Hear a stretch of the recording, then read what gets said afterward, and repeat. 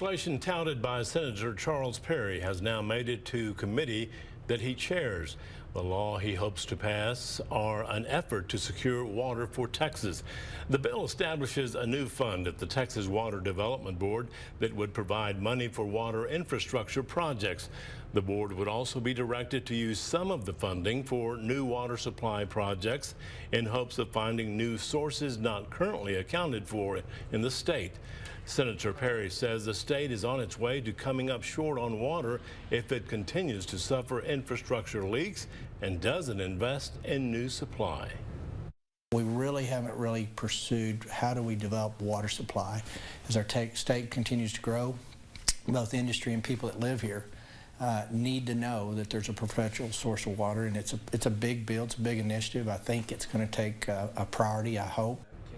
Coming up tonight at 10, we'll hear how much Senator Perry is hoping to invest this legislative session on the water initiatives.